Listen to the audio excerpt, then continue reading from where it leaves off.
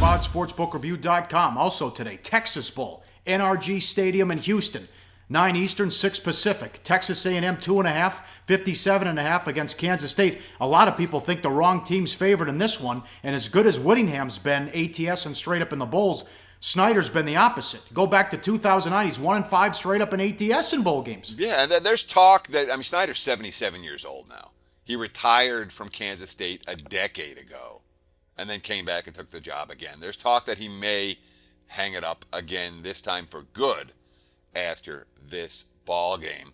Although that is not confirmed, that is all rumor, etc., etc. So it's a K-State team that's been really good in the underdog role. And when I say really good, I mean really good, both short and a long term. We're talking about a squad that I've got them at close to 70% ATS catching points, and this year 5-1 against the number catching point. I'm sorry, 27-13. That's the long term. Their last 40 as a dog under Snyder, so not quite 70%, 67.5.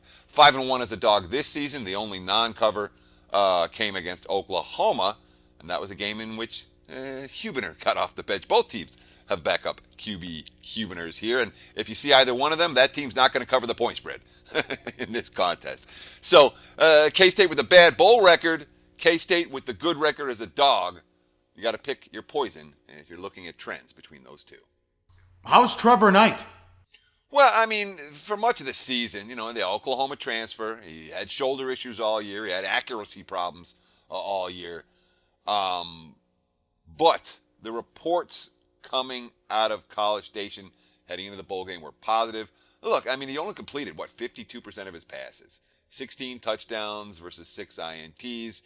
And he really wasn't chucking it deep. It was a lot of dink and dunk. What Knight did best, he ran the football. That dual threat.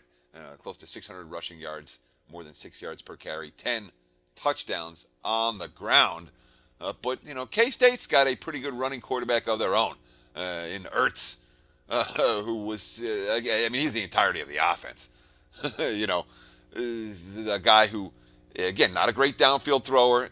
Kansas State is not going to be explosive offensively. And this is a game where side and total could be related. If you like the Wildcats plus the points, you don't want this game to be a shootout. K-State's not winning shootouts and not covering shootouts. They don't have the playmakers like, Travion Williams for A&M or Christian Kirk for A&M or Josh Reynolds for A&M. And when you talk about defensive playmakers, they don't have anybody that's like Myles Garrett, the most, likely to be the first player taken in the NFL draft.